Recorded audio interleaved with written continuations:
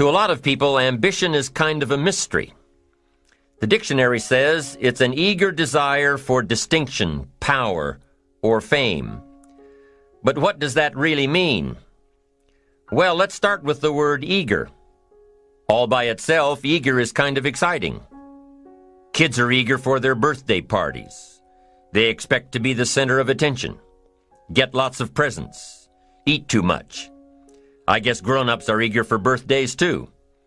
Unless, of course, they're embarrassed that the number of candles on the cake outnumber their achievements. But we can be eager to see a ball game, eager to see our kids in a dance recital, eager to see an old friend, eager to shop for a new car. Eager sounds like a lot of fun. But do you ever hear people say they are eager to live a better life, eager to have a better family, eager to make a lot of money? Probably not. And that's a problem. Because how I see it, living a better life, having a better family, and making a lot of money takes an eager desire. We have the remarkable ability to get exactly what we must have. But there is a difference between wishes and desires. We've all heard people say, "Oh, I wish I could just drop 5 pounds. I want to be a little lighter." And we've probably said it ourselves, especially after a big holiday dinner of turkey and homemade pie and every other thing we can possibly stuff ourselves with in one 8-hour period of time. And even though we may wish we could breathe a little easier in our clothing, we have to have the desire to exercise a little more and eat a little less. The "I wish I could lose weight" has to become, "I have the eager desire to lose weight." I'm also sure you've heard people talk about wishing they had more money to pay the bills, or take a vacation, or just to take a little pressure off of life. But before their lifestyle can change, their wish needs to become a desire. If they really desired change, they wouldn't spend their evenings just watching TV and wishing they were doing something more. The backbone of an eager desire to change is discipline. True ambition is disciplined, eager desire. It's that little part within us that says, if I want to be ready for that meeting tomorrow, I need to finish preparing for it today. If I want to make sure I can pay for my kids' college education, I need to start saving today. If I want a better life tomorrow, I need to start working on it today. Ambition is a minute-by-minute, day-by-day mentality. To have the ambition to work towards a better family life, a newer car, a bigger house, a financially secure future, you have to live it every moment. If living a successful life was easy, I'm sure more people would be successful. If just being ambitious was enough, I'm sure all of the broke and perplexed people in the world wouldn't be broke and perplexed. While most people spend most of their lives struggling to earn a living, a much smaller number seem to have everything going their way. Instead of just earning a living, the smaller group is busily working at building and enjoying a fortune. Everything just seems to work out for them. And here sits the much larger group, wondering in awe on how life can be so unfair, complicated, and unjust. So what's the major difference between the little group with so much and the larger group with so little? Despite all the factors that affect our lives, like the kind of parents we have, the schools we attended, the part of the country we grew up in, none has as much potential power for doing good as the ability to dream. Dreams are a projection of the kind of life we want to lead. Dreams can drive you. Dreams can make you skip over obstacles. When we allow our dreams to pull us, they unleash a creative force that can overpower everything in our way. To unleash this power, though, your dreams must be well defined. A fuzzy future has little pull power. Well-defined dreams are not fuzzy. Wishes are fuzzy. To really achieve your dreams, to really have your future plans pull you, your dreams must be vivid. If you've ever hiked a 14,000-foot peak in the Rocky Mountains, one thought has surely come to mind. How did the settlers of this country do it? How did they get from the East Coast to the West Coast? By foot. Carrying one day's supply of food and water is hard enough. Can you imagine hauling all of your worldly goods with you? Mile after mile, day after day, month after month? These people had dreams, big ones. They had ambition.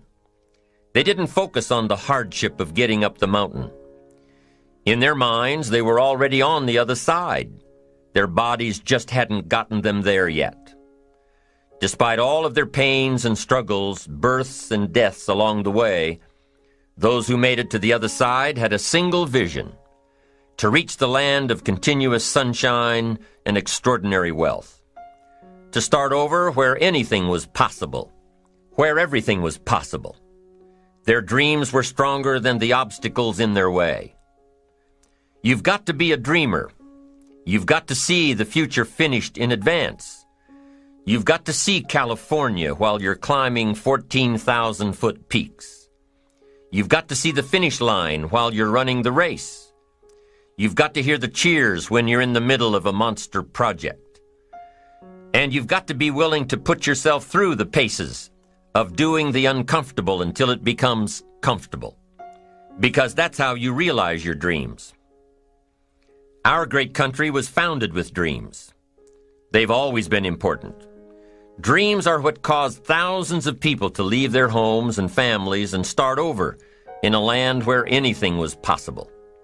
To this day, dreams continue to bring people to our land of opportunity, to a country where you can start with little and end up with a lot, to America. Don't you sometimes wonder why so many immigrants who come to America can build a new life and a fortune while many of the people who were born here are barely surviving? They have a dream, a defined goal, ambition. Aside from the pioneers that crossed the prairies and the mountains to reach their vision of hope and future promises, there are other amazing examples of how ambition has shaped America. Take Ben Franklin, for instance. When most people think of Ben Franklin, they remember the kite and the lightning bolt and the discovery of electricity. What a lot of people may not know is that Ben Franklin was one of the first writers to address self-making. When Franklin started Poor Richard's Almanac in 1732, he used the blank spaces between the crop data and the weather information to insert clever bits of moral and practical advice. I'm sure you've heard the saying, fish and company start to stink in 3 days. Well, that was one of hundreds of Ben Franklin's comments on life. Another was, diligence is the mother of good luck. You know, it's amazing how hard-working, smart-working people have all the luck. We sometimes hear of a brand-new musical group, an overnight success. They must have been in the right place at the right time, knew the right people, had a friend to help them out. But if you've ever watched an interview with some of these folks, you'll probably hear that their overnight success took several years. Diligence is the mother of good luck. Now, in addition to these witticisms, Ben Franklin gave us 3 principles of success and ambition that have withstood the test of time. Number 1, happiness doesn't come from big pieces of great success, but from small advantages hammered out day by day. What Mr. Franklin is saying here is that we must be happy with what we've got when we're in pursuit of what we want. Too often we say, oh, I'll be happy when I just get that promotion. I'll be happy when I just land that contract. I'll be happy when I just have more money. I'll be happy when I just. Just what? You won't be any happier when you reach your goals than you are right now. It just doesn't work that way. Abraham Lincoln said it best. He said, you'll be as happy as you make up your mind to be. Right now, whether you're on your way, whether you've already gotten there, you'll be as happy as you make up your mind to be now. Right now. Being happy on the way doesn't mean you can't aim for great things. After all, look at everything Franklin accomplished in his lifetime. It means that big achievements come one small advantage at a time. It means that you've got to enjoy the journey. It means that you must enjoy and take pride in your little accomplishments. It means enjoying who you are becoming in pursuit of your eager desire, every day, every single day. Ben Franklin's second principle said that life is plastic. Within each of us is the power to mold ourselves and mold our environment. It is up to each of us to begin this molding process with a final product in mind. And it is within our power to work it and form it every minute, every day, every month, every year. By using your mind and your abilities and your attitude to work a little each day on molding your life, you'll soon see how magnificent your power is to gain those small advantages each day, the little steps it takes to build up to success. Principle number 3, success is a pleasure. Success is a pleasure. If what you are doing today isn't satisfying, gratifying, guess what? You're really not successful.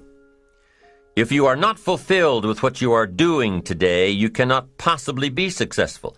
It doesn't matter how many worldly possessions you may have, how many cars, how many toys, how much money. If you're not happy with your life as it is, you cannot be successful. Now, I know that success is a relative term. It means different things to different people. To a school kid, success may mean a star on top of his latest test. To a homemaker, it probably means that she has a well-run household and a wonderful family.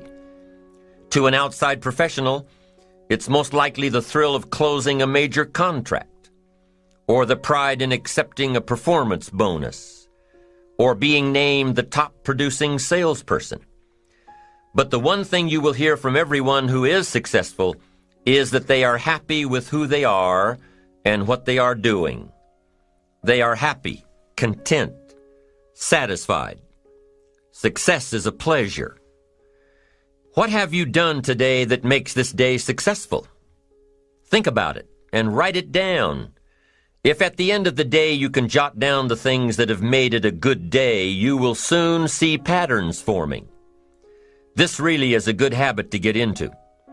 When you can see a pattern of pleasure, you'll know you're on the road to success. So take note of Mr. Franklin's 3 principles of success and ambition. Number 1, big achievements come one small advantage at a time. One step at a time, one day at a time. Number 2, you have the power to mold your life, to make it whatever you want, to shape it and reshape it. And number 3, success is measured through pleasure. This is the key one. Success is measured through pleasure. You've got to be happy along the way. You've got to learn to give yourself a pat on the back. Good job, you need to tell yourself. I'm proud of me today. You've got to be happy. You've got to learn to enjoy the process. These are really common sense ideas. They're practical, and William James agreed. He's another American great, one of the most notable philosophers and psychologists in our history. And he founded a philosophy called pragmatism. To be pragmatic is to be practical, to test the validity of a concept by its practical results, to actually question something and rate its usefulness by what it can do for you, to hear a method of doing something and figuring out if it's even worth your while. One of the issues Mr. James dealt with in his lifetime was, what does it mean to be a success, a significant person? After years of pondering this question, William James described success as a combination of 2 things. Number 1, an inner ideal which is followed persistently with courage. And number 2, outer achievement related to that ideal. Let's go back to number 1, an inner ideal which is followed persistently with courage. I take that to mean defining a goal and having the resolve to complete it. No matter what, I'll do it or die. Promise yourself you'll read the books until your skills change. Go to the seminars until you get a handle on it. Do it until it makes sense. Practice it until you've got it right. Don't give up until you get where you want to be, however long that is. Step by step, piece by piece, book by book, seminar by seminar, do it until. Go for it. Until is a very important word. It's magic. It means that you'll never give up. Don't miss the chance to grow, to pay the price. Until you learn, change, grow. You'll discover some of life's great treasures when you pay that price. William James' second part to success dealt with the outer achievement related to that ideal. You need both aspects to really be a success. But what Dr. James realized about his philosophy of success was that the first part is indeed more important than the second. Going for it. As long as you're working toward your inner goal, your dream, then success is possible. But once you give up your inner vision, then you can never become successful. You never will become successful. Until doesn't even matter. Now, maybe the person who's been working on a project for 10 years can be successful in his own right, if he's honestly working toward it, doing everything to make himself worthy of reaching the dream, really happy with where he is, doing it until. Then maybe he is a success. It's a personal thing, going for it one step at a time. Going for small accomplishments along the way for however long it takes. So let's think about this for a moment. What outside evidence or results or proof can be seen when you accomplish your goals one step at a time? You'll start to see things change around you, little things, not major things, but little everyday things, things you may not even notice unless you are paying attention. If you're one of those who'd rather stay up late and get up late, only to discover that your workplace doesn't fit your schedule, and you roll out of bed cursing the alarm clock every morning, maybe you could start with the little change of going to bed half an hour earlier than normal. And maybe you'll see, in time of course, you can't train your body overnight, maybe you'll find out that you jump out of bed in a better mood, and that your day will start better, and that you'll get more done, and that the people around you that caused you problems aren't so hard to work with after all. It all starts by making one little change and adding to it every day. You see, you can't change what's going on around you without first changing what's going on within you. Start changing how you look at mornings, and sure enough, people will start changing how they look at you. When you start changing how you think, how you act, how you treat others, how you treat yourself, when you start responding instead of reacting to life, life will start responding to you. I'm telling you that you can do it with your lifestyle. You can do it with your sales career. You can do it with your management career. You can do it with any part of your life. If you are looking for equities unmatched, don't curse the only thing you have: seed and soil, sunshine and rain, miracle and seasons. But start processing things like we're covering in this program, and change will take off for you. You cannot believe what can happen in such a short period of time. So you ask yourself, what small changes can I start making today? Well, you can start in your car on your way to work. If you're sitting on the highway, stop-and-go traffic, moving at about 15 miles per hour tops, look at the guy or the lady sitting next to you and give them a smile, or thumbs up, or even wave. Now, some people might think you're a little strange, but hey, you'll feel better. And tomorrow, when you get into the office, how about a big cheery hello to the people at the front desk and everyone you see on the way to your office? And when you get home tonight, how about giving your wife or husband and kids big hugs instead of collapsing on the sofa? When you start with the little things that make others happy, improve their day, you'll find that these little things add up to big ones. So what happens when you start taking charge of your own personal happiness, your own life? Do you think that these little things will somehow make a difference in meeting your goals? You bet they will. You can't do it alone. You can't be successful by yourself. It's hard to find a rich hermit, you know. The ambitious person realizes that each of us needs all of us. You all by yourself may have finalized the company's marketing plan, or finished up the sales projections, or even wrote the mission statement for the year to come. Even if you did this all by yourself, you really had the help of all of those around you who tolerated and supported your need to be undisturbed, or provided service to you during the project. Maybe you should thank those people every once in a while with a dinner certificate, or a bouquet of flowers, or 18 holes of golf. Even a thank you note. Thank you notes are so important. After all, without your support team, you probably wouldn't be where you are today. You can't be successful by yourself. So thank them. Thank those around you.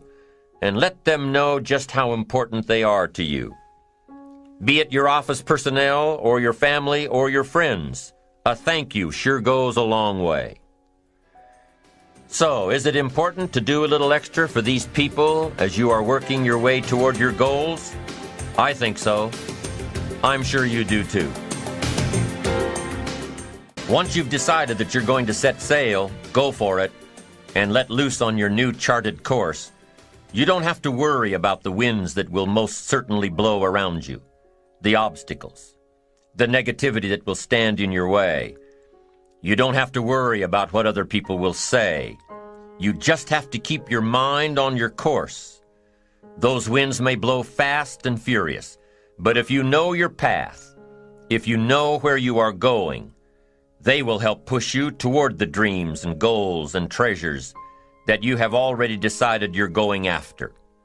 Your goals will push you forward, ahead of the stormy weather.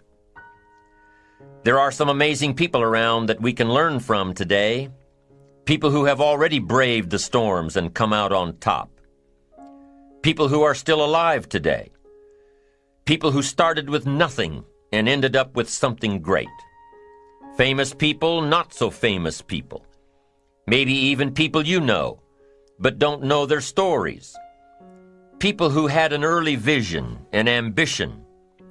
People who turned their focused dreams into the reality of success. One of my friends tells this story about her dad. She thinks he's cheap. She gives him a hard time every time they go to one of those all-you-can-eat places, because he eats all he can eat, until he can't move, until he needs to take something for indigestion. But she knows where he came from, his history, and understands just why he is the way he is. He eats all he can eat because he was raised in an orphanage, a place where you had to grab all you could or you'd be hungry. But the real story behind her father is that he made himself a millionaire with nothing more than a dream. He watched his own father drown when he was 4, was taken away from his mother a few years later and put into an orphanage because he was so bad. Raised by other people, strangers. After growing up in foster homes, he decided to go out on his own. He barely finished high school, but he found a job as a vacuum cleaner salesman. He did well, really well. But the woman he loved didn't want to marry a vacuum cleaner salesman, and he really didn't want to be one. So he went to college, went on to medical school, prospered, really prospered, led a tremendously successful life as a radiologist, and is now retired, goes fishing, rides his Harley. Stories of success are all around us, everywhere. Take the time to talk to these people or read their stories. You might learn something. you might find out that they have already traveled the path you are now on. You know, when most of us think of Jesse Jackson, we think of the political Jesse Jackson. But what most of us don't realize is that before Jesse Jackson went to the streets to gain votes, he went to the ghettos with a message for inner-city youth. During his rallies, he would have the street kids repeat after him, "I am somebody." Jesse Jackson's message to these kids was that ambition is a moral imperative. To be a good person, you have to have ambition. You have to try to do something good with your life. You have to try to get out of where you are today or make where you are a better place tomorrow. You have to, or anything else is a waste. Mr. Jackson knew that his contribution to life began with America's youth, where he could make a difference before bad attitudes and bad habits took over for good. He went to make a difference with the disadvantaged youth of America. What an admirable mission. I'm sure you know that the same principles he teaches apply to you. When you get up tomorrow morning and are standing in front of the mirror getting ready for the day, remind yourself that you are somebody, that you are important, and that you can make the changes that will move you closer to your ideal future. Listening to the words of people like Jesse Jackson are of total importance because motivation, lasting motivation, is backed with education. Many of these people have written books on their journeys. These books tell the stories and give the secrets that we can all learn from. Let's say you decided to take a trip, just a short one, maybe for a weekend. Let's say you want to go away to a place you've never been before. Wouldn't you want to find someone who had been there? Ask them a few questions. What's the best way to get there? The safest route? The quickest route? What do I need to bring to be totally prepared? What fun things should I look for on the way? What dangers do I need to avoid? By talking with someone who has already been there, it'll make your trip that much more enjoyable. It's the same thing with life. By listening to those who are farther along in the journey you are interested in taking, and learning from their successes and failures, you just might pick up something that will make your journey that much better. Listening to the stories of others can be motivating, captivating. They can provide that extra push you've been looking for. They can demonstrate what the power of ambition is truly all about. They've been there. Their knowledge is valuable. And when you use that knowledge and motivation to take action, you'll gain momentum. Eventually, you will find that the key to motivation, true motivation, is right there inside you. You won't have to look elsewhere to get pumped up, turned on, charged up. With the right knowledge behind you, you will learn how to motivate yourself. With the right knowledge, you will find yourself becoming inspired on your own, by your own learning, by your own discovering. You won't have to hope that somebody comes along to turn you on in the morning. They might not show up. You'll find that your journey of pursuit is the best alarm clock in the world. Joseph Epstein wrote a book called Ambition. In his book, Epstein defines ambition as the fuel of achievement. He says that everybody has a need for achievement, to do well, to get somewhere in life, to be better, to achieve. Achievement means moving forward. And in order to move forward, you must be motivated, inspired, ambitious. You must have dreams and goals that create ambition. Good ambition, positive ambition. Now, ambition does not mean being greedy. It does not mean being selfish. It does not mean getting ahead at the expense of others. Ambition is not greed. Ambition is not avarice, an all-consuming desire for wealth. Ambition is not hoping you can win at the expense of others. Do you suppose Judas was ambitious? He ended up with 30 pieces of silver, a fortune in those days. Was Judas successful because he had all that money? No, Judas sold out. Was Judas happy when it was all over with? No. The money didn't make him happy. What he did to get the money certainly didn't make him happy. What Judas became in the pursuit of his fortune caused him to end his own life. What drove him was not ambition. Ambition is not greed. Ambition is an eager desire to achieve, an eager desire to get ahead in life, to do more for your family, to prosper in health, wealth, and relationships. Now, desire does not always translate into ambition. Desire is what you want for yourself. A bigger house, a better car, a fatter bank account, a better life. I desire to have these things. Ambition is how you get there. Desire is sometimes healthy. Desire is sometimes unhealthy. Desire might say, I want the tallest building in town. The destructive side of desire might urge you to tear all of the other buildings down. I guess that's one way to do it. You might get away with tearing down the first one and maybe the second one. But in your desire to tear them all down, sooner or later, some guy is going to be standing out in front of his building saying, I'm on to you. Get out of here. And pretty soon you're no longer known as a builder. You're known as a destroyer. Now, the second way to have the tallest building in town is to see it, dream it, and plan it, and put your team on it, work on it. Go through all of the steps to get there. Do it right. Have the ambition to be the owner of the tallest building in town, and go through all of the right steps to get there. If you really want it, and have the skills to do it, and the patience to weather all of the storms, your ambition will lead you there. Having the ambition to do what it takes to get you where you want to go is good. Ambition is creative and constructive. Ambition is an expression.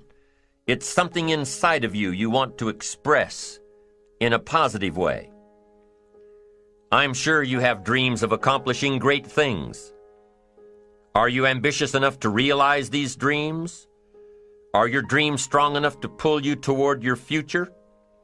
Are they vivid enough to see the end result now? Are they worthy of doing until you get there? What are your reasons for creating these dreams? Reasons vary from person to person.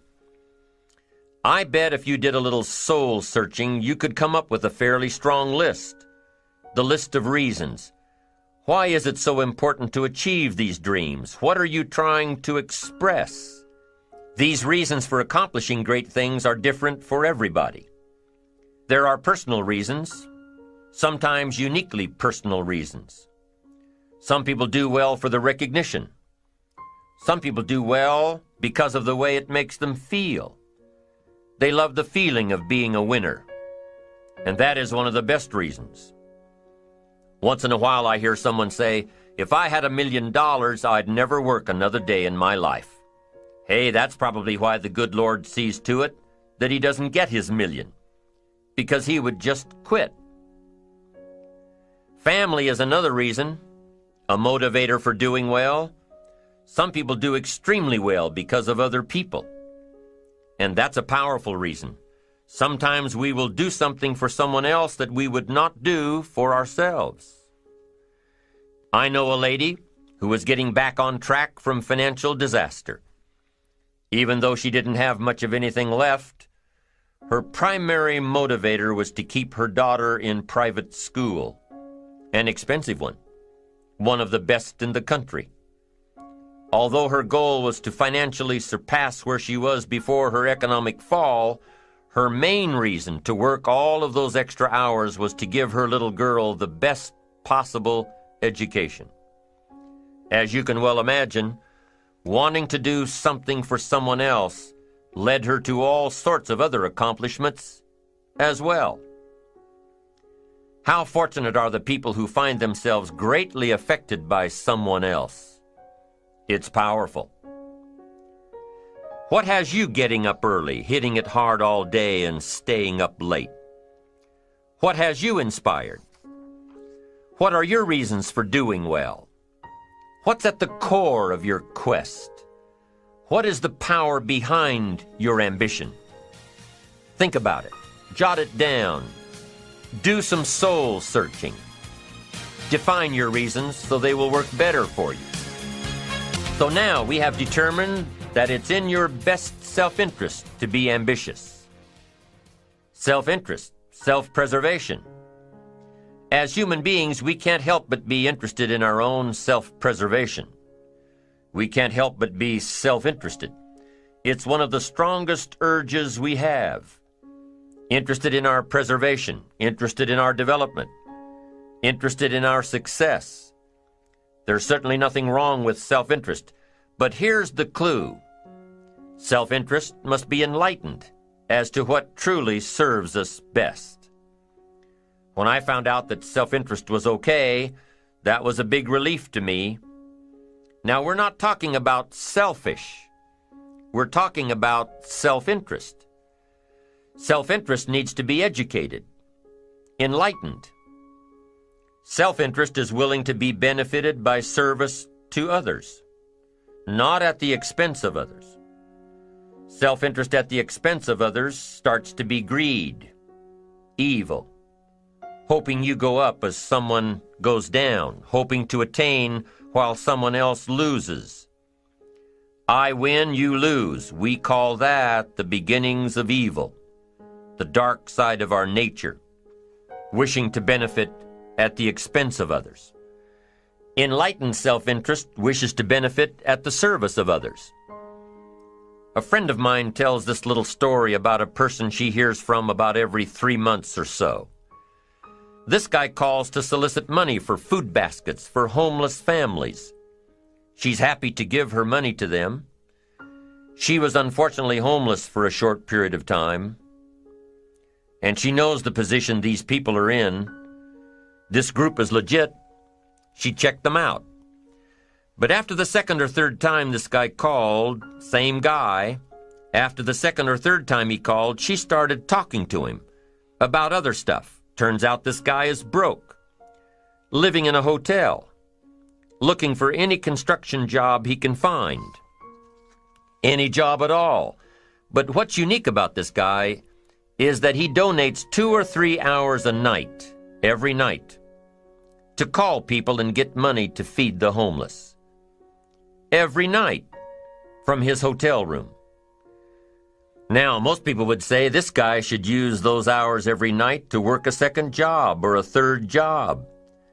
But while he's way down on the ladder of success, he feels it's important to help those less fortunate than he is. He has a roof over his head. He makes enough to feed himself. And my friend says that every time she talks to this guy, every 2 or 3 months, he's doing better. He's digging himself out of debt. He's starting to save money. He thinks he'll be able to move into an apartment in another month or 2. Now, recently an interesting thing happened. My friend was talking with an associate of hers. She's single, lives in a big house, needs to find a handyman to help her out on a regular basis, someone who can build an addition onto her house. So my friend told her about this guy. The only reason this guy ended up being hired was that my friend's associate was touched by his dedication to service, while he, himself, was down and out. Service. Success at the service of others. Now, this guy isn't rich by any stretch, but through my friend's network, he now has constant work, doing things around several people's houses. And now he's in a place of his own. And guess what he does every night? He's still making phone calls to get money to feed the homeless. What great character this man has. Enlightened self-interest leads to wealth. Self-preservation leads to poverty. Somebody says, well, I can't be concerned about other people. I have to pay attention to myself. Well, then you'll always have to. Somebody says I can't be concerned about other people's bills. I've got enough worries trying to pay my own. Well, then you'll have to worry about them for the rest of your life. The best way to get that monkey off your back is to turn your attention around. Once I understood some of this stuff, I'm telling you, it revolutionized my whole life. Now, self-interest is okay, yes, but here's what self-interest must be if you truly want to be happy. It must be enlightened. It says, don't keep your attention on yourself if you want your life to work out well. Turn your attention to others. In your own self-interest, be enlightened. Truly act in your own self-interest by making an investment in service to others. Next, if you wish to receive, now there's nothing wrong with wishing to receive. It's part of self-interest. But here's the enlightened part. If you wish to receive, you must give. Some people say, if you give, it's gone. No. Not if you're educated.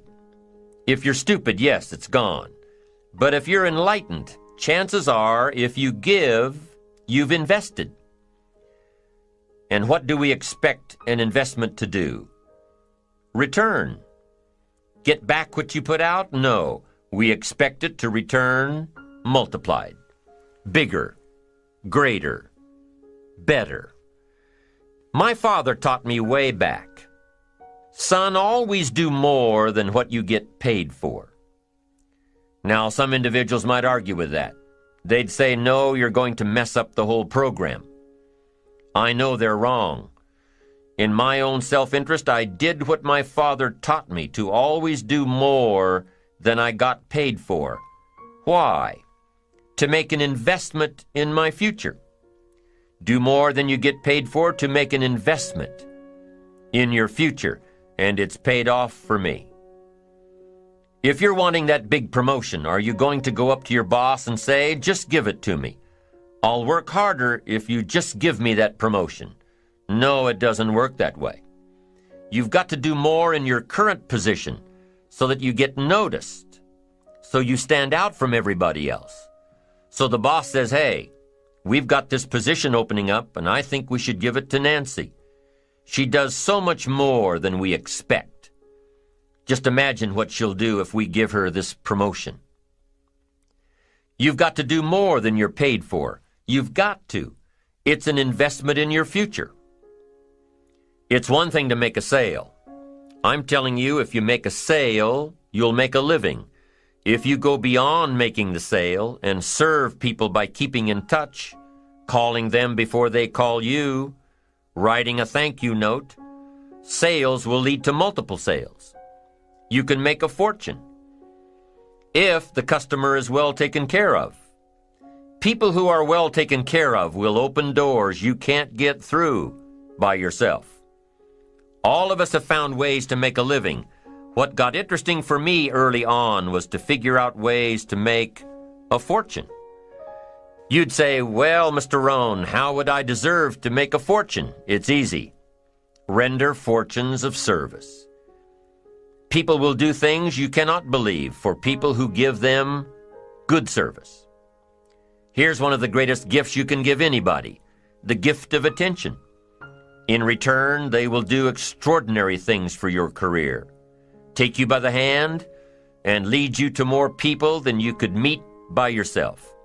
Always do more than you get paid for. Next, in enlightened self-interest, life responds to deserve, not need. Life responds to deserve, not need. Life was not designed to give us what we need. Life was designed to give us what we deserve. What we deserve. Once you understand that little life principle in your own self-interest, I'm telling you, it's life-changing. The ancient law does not go like this. If you need, you will reap. No, it doesn't work that way.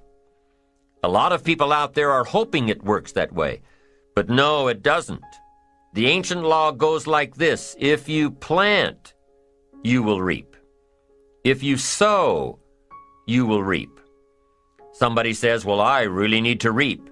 Well, then you really need to plant in your own self-interest.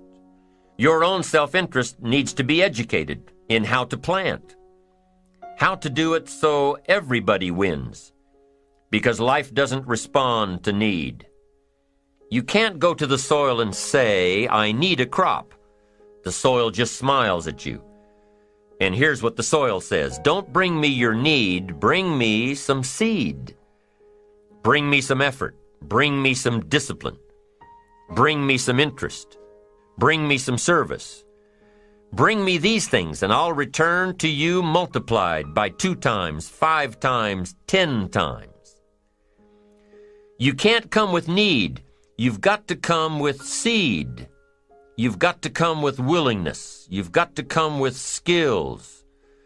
You've got to be willing to learn, willing to change, willing to grow, willing to put yourself out, willing to stand up to the bad weather, willing to pull out the weeds, willing to nurture. That's the only way you get a return. Once you understand these principles, self-interest now truly becomes an exciting challenge, making sure everybody wins.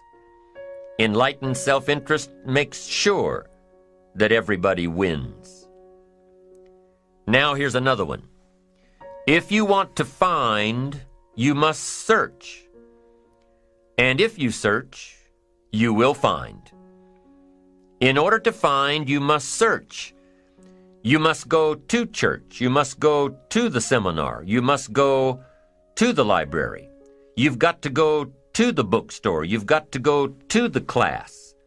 You've got to go to the training. You've got to go searching. Why? If you search, you will find.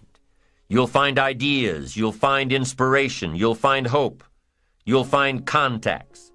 But you've got to be out there, on the search, on the look. Life reserves its treasures for those who deserve it, not those who need it. Enlightened self-interest, giving so that you will receive, searching so that you will find, making sure that everybody wins all the way around. Enlightened self-interest needs to be educated. Enlightened self-interest says, I will learn that life is not just the passing of time. I will learn that life is the collection of experiences, ups and downs, highs and lows, laughter and tears. You must decide to act. You must have the discipline to act. Now here's what's important about discipline. One discipline affects another discipline. All disciplines affect each other. In fact, here's a good philosophical phrase. Everything affects everything else. Nothing stands alone. Don't be naive and say, this doesn't matter. Of course it matters. It all matters. Some things may matter more than others, but everything matters. If you'd rather sleep in than go for a walk around the neighborhood, pretty soon it will matter. If you'd rather spend your money instead of saving it, pretty soon it will matter. If you'd rather put off a letter to an old friend instead of corresponding regularly, pretty soon it will matter. If you'd rather work late every night instead of going home and spending time with your family, pretty soon it will matter. It all matters. Every letdown affects the rest. If you won't walk around the block, you probably won't eat right.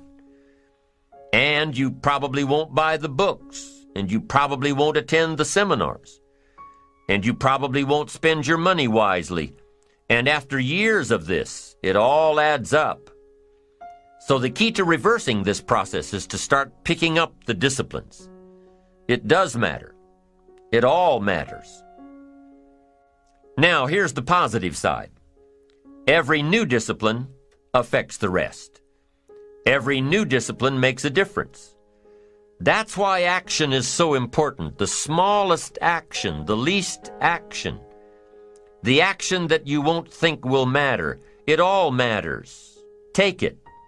Because when you start accomplishing and the value starts to return, you'll find inspiration to do the next one and the next one and the next one. If you start walking around the block, it'll inspire you to start eating right. You start eating right, it'll inspire you to get a book. You get a book, and it'll inspire you to get a journal. You get a journal and it'll inspire you to develop some skills. Disciplines affect each other. Lack affects the rest of your life. The key is to diminish the lack. One of our greatest temptations is to just ease up a bit, to do just a little bit less than you're capable of, to take a little break. Somebody says, "It'll just affect my sales." No, it'll affect your consciousness. It'll affect your philosophies. It'll affect your home life. It'll affect everything. No, you can't ease up a bit. That's what vacations are for. When you're at work, work. When you're on vacation, rest. Wherever you are, be there. If you think about vacation when you're at work, you'll surely think about work when you're on vacation. You'll just mess it all up. So be disciplined. Get involved. Do all that it takes to get the job done. Get your health back. Get your bank account where it's supposed to be. Get your family in order. Get disciplined, be disciplined every day. When you set up the disciplines that give your life structure, miracles can happen, multiplied. And I'm telling you, anybody who wants to make a drastic change in their income can do it.